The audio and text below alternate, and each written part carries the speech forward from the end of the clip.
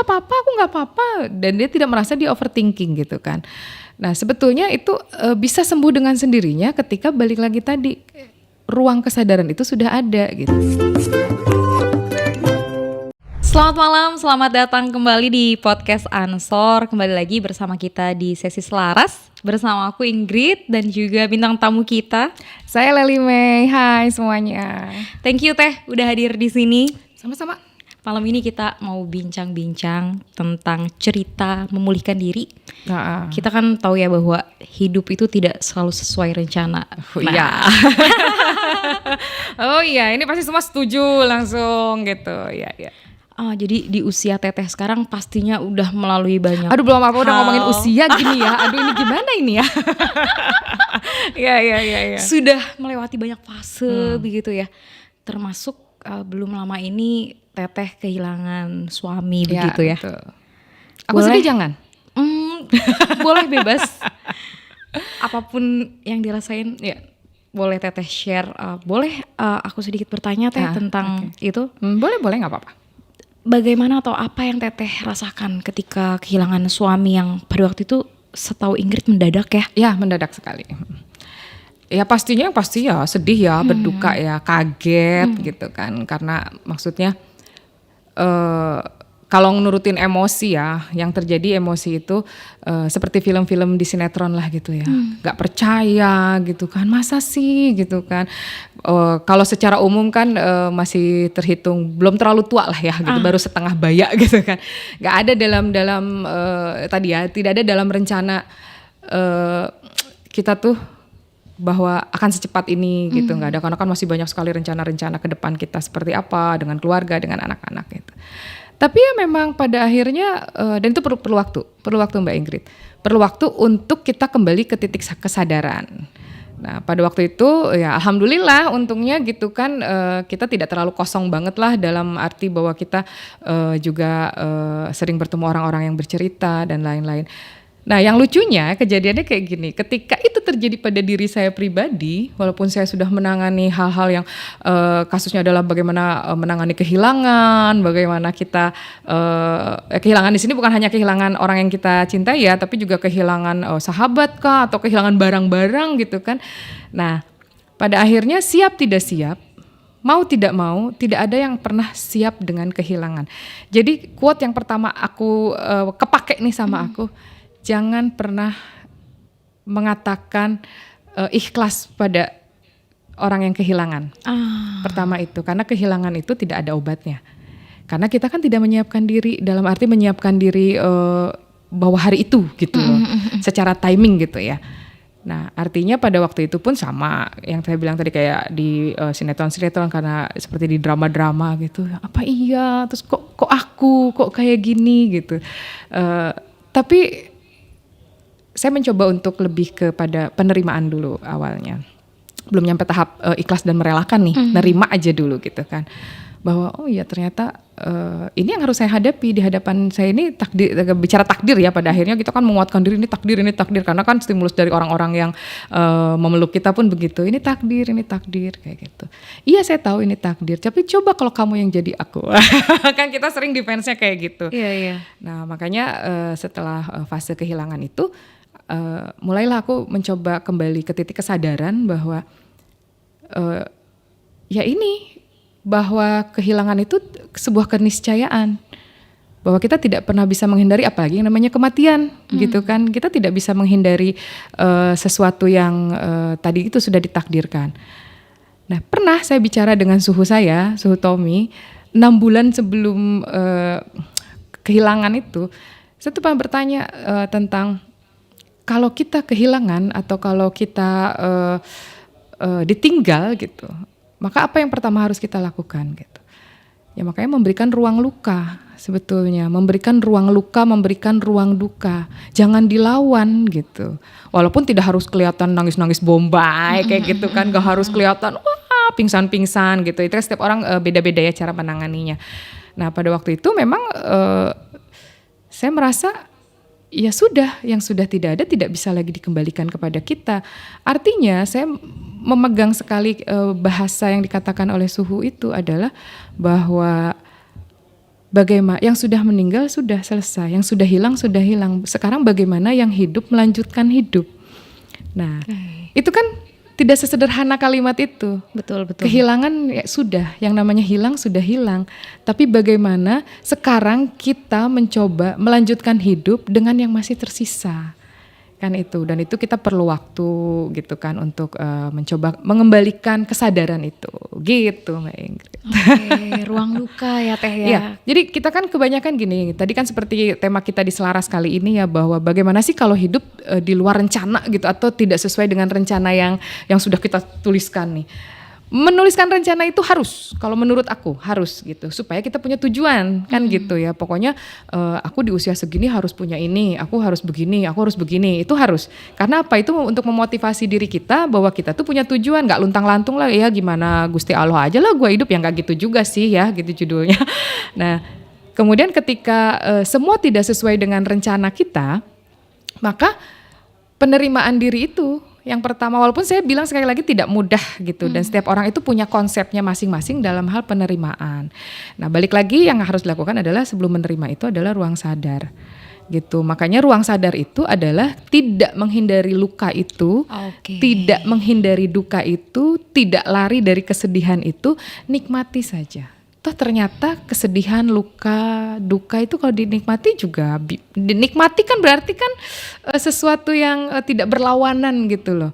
Akhirnya mengikuti alur, walaupun dengan cara menguatkan diri, monggo Gusti, apapun kehendakmu seperti itu. Tapi satu dong ya Gusti ya gitu. Tolong diberikan kekuatan dan kesabaran saja dalam menghadapi ini gitu kan. Ya let it flow lah. Pada akhirnya bahwa kesadaran itu timbul bahwa saya harus melanjutkan hidup, saya masih punya banyak, rencana yang ini tidak berjalan. Rencana saya di 2025 sampai berikut-berikutnya itu mungkin yang akan saya lakukan bersama pasangan saya tidak terlaksana, it's okay.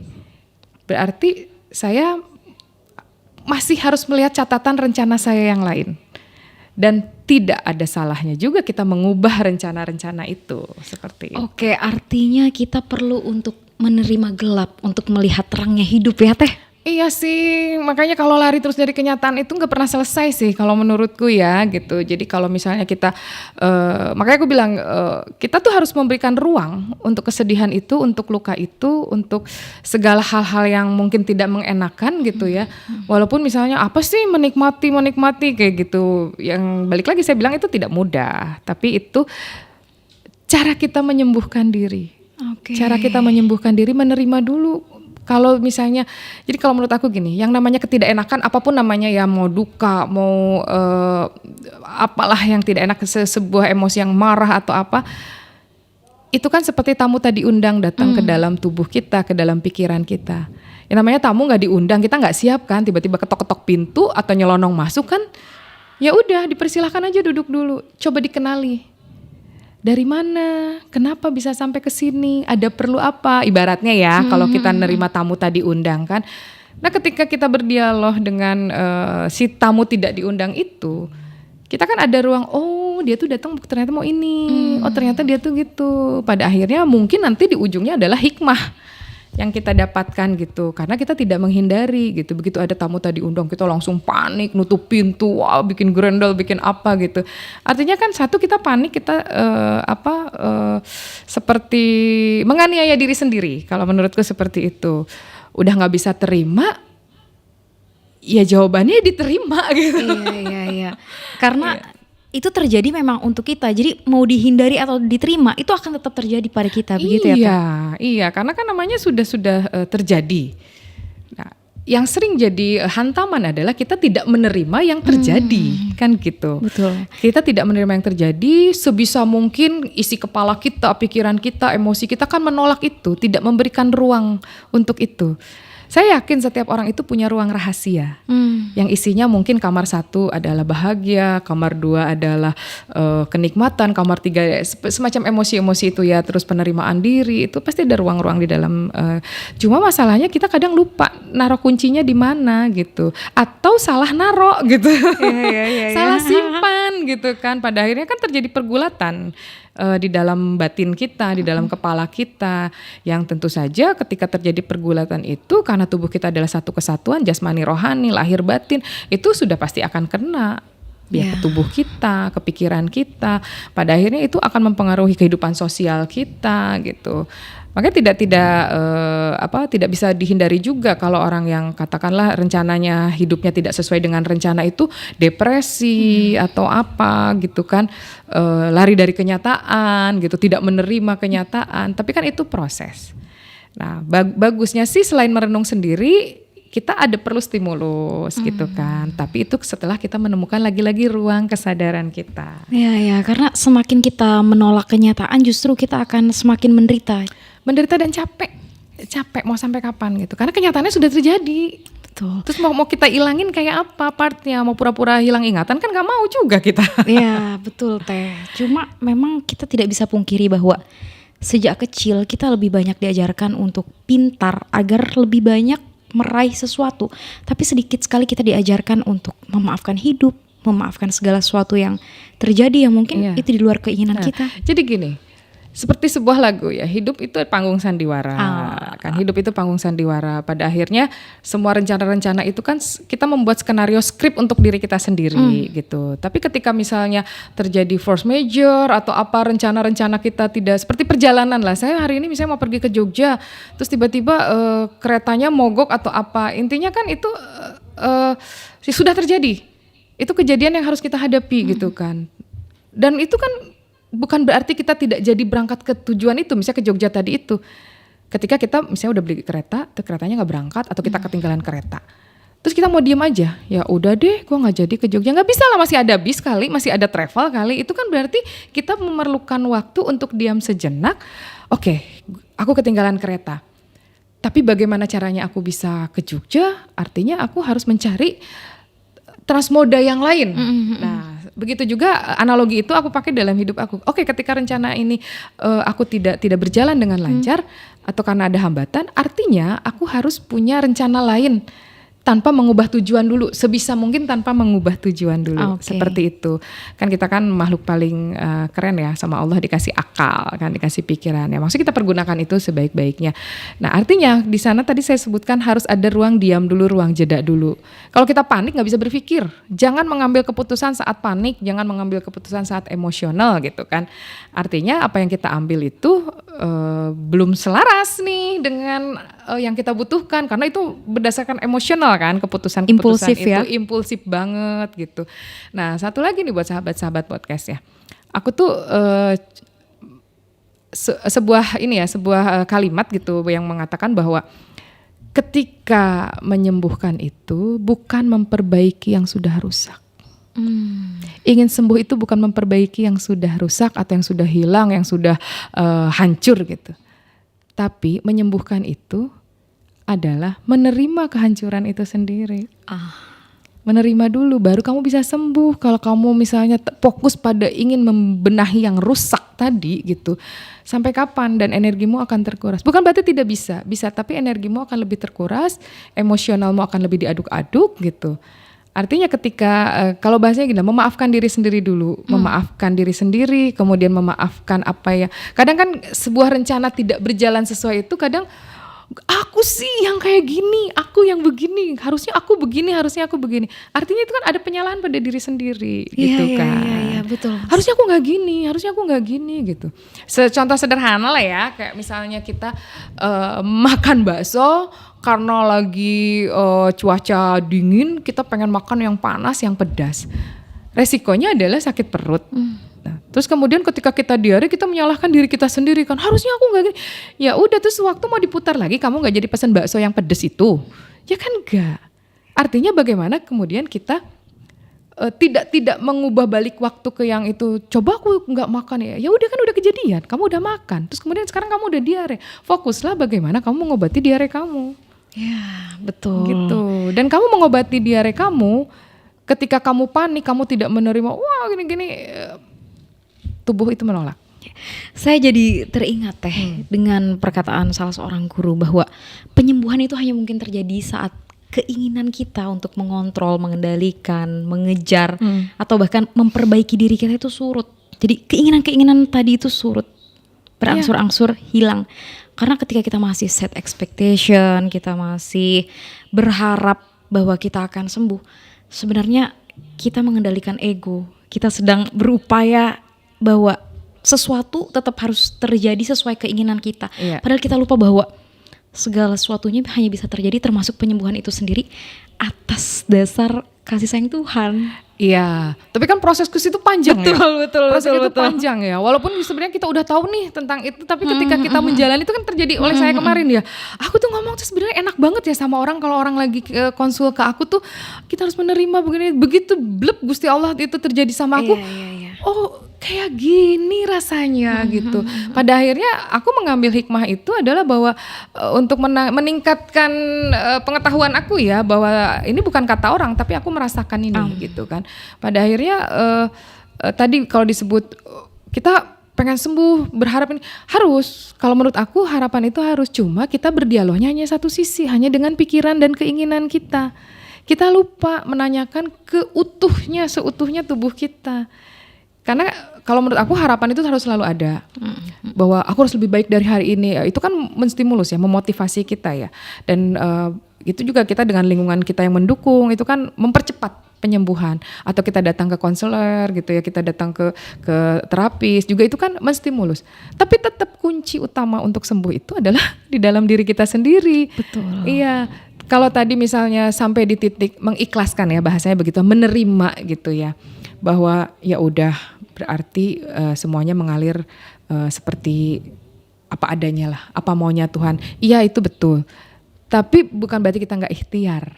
Nah ikhtiar ini kan kemudian lahirlah harapan semacam itu, tapi dengan balik lagi kalau bahasa saya dengan kesadaran penuh tadi gitu.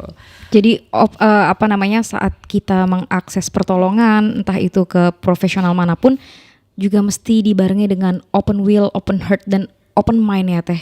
Iya, karena kita ya sebagai para healer ini kan kita juga sering ya menghadapi bahwa ketika ada yang datang dengan diagnosa misalnya sakit ya dari dokter, oke, diagnosanya seperti ini.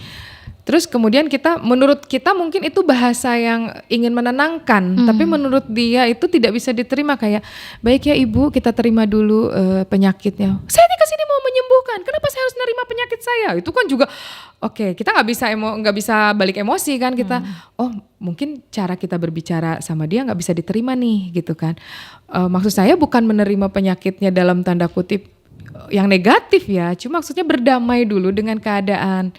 Karena ketika kita sadar kita sakit, sebelah mana yang sakit, baik itu secara sakit mental, sakit fisik, artinya kan dengan hasil teman-teman di medical check up, kita kan tahu nih apa nih, atau misalnya secara kejiwaan dari psikiater nih tahu nih sebelah mana yang harus, artinya kita tahu mana yang harus diperbaiki duluan gitu loh. Nah kadang kalau kita kan terlalu panik, terlalu tidak menerima keadaan. Nah kalau nggak menerima, mana mau tahu mana yang mau disembuhkan gitu. Ya. Boleh nggak aku tahu apa yang Teteh lakukan step by stepnya untuk menerima duka ketika kehilangan pasangan? Iya, satu yang pasti balik ke Gusti Allah ya, itu yang paling menguatkan ya, bahwa tidak ada satupun kejadian dalam hidup kita yang luput dari pengetahuan dan keinginan Tuhan gitu kan. Tapi untuk membalikan bahwa ini adalah kasih sayang Tuhan terhadap saya gitu, terhadap keluarga saya, itu kan juga butuh waktu kayak gitu. Makanya kalau saya tertolong nih, kan ada masa idah ya, semua kan idah pada waktunya. Bercanda. Nah, maksud aku mungkin bukan hanya sekedar syariat agama atau menjalankan agama, tapi kalau bagi aku itu perlu waktu untuk tidak dulu bertemu dengan orang-orang. Seperti yang pernah saya katakan di sesi selaras yang pertama, saya harus meredakan dulu badai saya gitu di dalam diri saya, bahwa saya nggak siap nih ketemu orang, dan itu jangan dipaksakan gitu. Berarti ada proses jeda ya? Proses jeda dan proses tetira. Kalau bahasa orang tua kita dulu tetira, kalau sekarang staycation ya. Jadi me time gitu kan. Walaupun misalnya sebagian teman-teman aku bilang, kamu tuh kayak gak ada sedih-sedihnya gitu ya kan. Kesedihan tidak harus selalu diperlihatkan kepada orang-orang. Nah jadi hal-hal seperti itu menurutku upaya saya pribadi gitu untuk tadi kalau Mbak Ingrid tanya step apa sih yang dilakukan. Ya artinya penerimaan itu tidak dalam 1 hari, 7 hari, 40 hari, enggak gitu.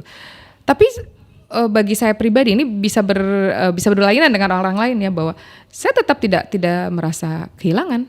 Bagaimana caranya saya supaya tidak merasa kehilangan? Karena yang menyakitkan itu adalah kehilangan. Tapi bagaimana supaya saya tidak merasa kehilangan? Ya saya coba tetap menjalani kehidupan seperti biasa, walaupun tetap grenyes-grenyesnya ada, bahwa tetap wah nggak ada sosoknya beliau lagi atau seperti apa gitu. Tapi ya saya merasakan bahwa dia harus ada, dia harus tetap ada gitu, walaupun tidak nampak gitu. Ya balik lagi kan kalau aku bilang bahwa terluka itu niscaya, tapi menderita itu kan pilihan. Dan saya tidak mau memilih menderita dengan luka saya ini, makanya saya akan menerima dulu luka saya. Dan sepanjang pengalaman hidup saya sampai di titik ini, luka itu akan sembuh. Luka itu akan sembuh, bahkan suatu saat kita akan mentertawakan luka-luka kita, bercerita luka kita tanpa terasa luka lagi, gitu. Oke, tapi semua itu butuh proses dan waktu. Betul. Dan keyakinan yang pasti ya, percaya diri, tahu diri. Nah itu, karena kan kita bukannya menafikan orang-orang sekitar kita ya. Saya sangat berterima kasih sekali ada orang-orang di lingkungan saya, keluarga, teman-teman yang supportnya luar biasa. Walaupun itulah yang harus dilakukan misalnya. Kalau misalnya ada sesuatu yang kena duka, itu yang harus dilakukan. Tapi pada akhirnya penerimaan itu akan berbeda gitu, bahwa ini adalah bentuk perhatian dan kasih sayang Tuhan yang kemudian Tuhan tempelkan kepada orang-orang sekitar saya, yang kemudian harus saya terima. Gitu, walaupun bahasa-bahasa pada umumnya lah sabar ya kayak gitu ya nggak apa-apa, maksudku itu menguatkan gitu, karena kan hidup ini harus saling menguatkan gitu. Nah makanya itulah perlu bagaimana kita di dalam lingkungan sosial kayak gitu-gitu kan, walaupun tidak semua hal harus diceritakan, karena penyembuhan yang paling tahu adalah kita. Kayak gitu. Ya saya melakukan hal yang saya senang, yang saya sukai, yang saya senangi, misalnya nonton drakor lah, baca buku lah, traveling lah, karena kan itu cara saya, dan ini belum tentu orang lain juga seperti itu gitu. Iya. Thank you Teteh. Memang betul ya bahwa metode healing setiap orang itu beda-beda. Betul. Kadang ada orang yang cocok dengan metode A, ada yang cocoknya justru dengan metode B, atau bahkan ada orang yang dia direct path, nggak butuh metode, ya. Dan kita nggak bisa memaksakan itu. Betul. Dan kadang saya sendiri ya, maksudnya saya Mbak Ingrid itu kan maksudnya di dunia penyembuhan lah ya kayak gitu ya. Tapi ketika ini terjadi, saya akhirnya mempunyai catatan-catatan sendiri bahwa kadang kita nggak sadar tiba-tiba, oh iya, kok sembuh ya. Nah hal itu kan pastinya distimulus ya, pastinya distimulus oleh sekitar, oleh upaya kita terapi, misalnya oleh upaya kita melakukan hal yang kita senangi. Tapi kemudian kita merasa, iya ya, kalau kemarin aku kalau misalnya lagi begini nih, aku masih nangis nih, aku masih inget nih gitu. Tapi sekarang kayak udah biasa aja, bukan berarti melupakan, tapi kita sudah bisa berdamai gitu. Ya, tapi sebelum berdamai kita memang harus ada di step menerima. Nah kecenderungannya, kebanyakan orang biasanya melawan pikiran dengan pikiran yang lain. Misalnya lagi sedih atau punya pikiran overthinking terhadap suatu peristiwa dalam hidupnya. Lalu kemudian ditimpali dengan pikiran yang lebih positif atau kemudian afirmasi. Saya pikir itu tidak akan bekerja ya, karena selama kita belum berserah, hati kita belum membuka diri untuk mengizinkan proses penyembuhan itu terjadi, ya semua itu masih berlangsung.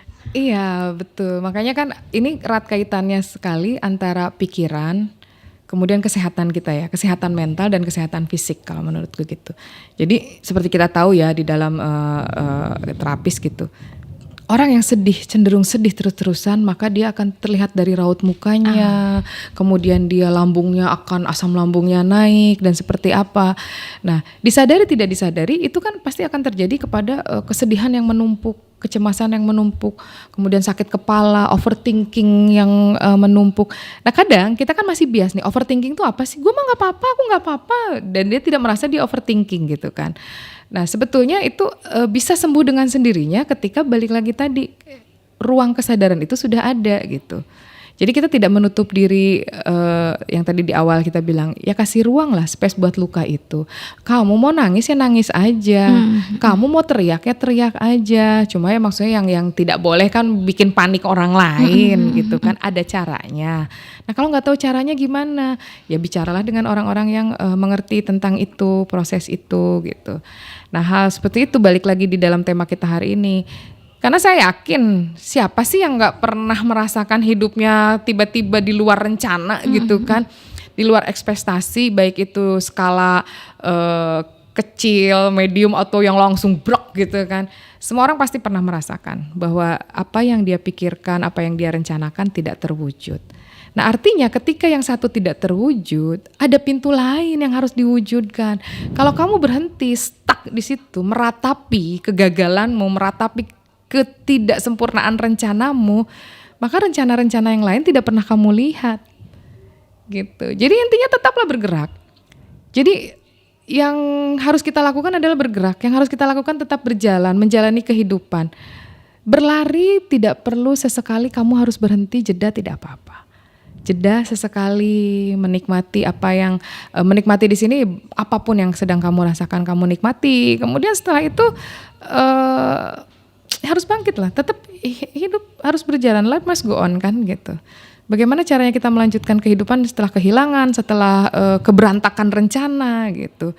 Nah karena kita punya akal pikir tadi, ya buatlah susun lagi rencana-rencana baru gitu kan.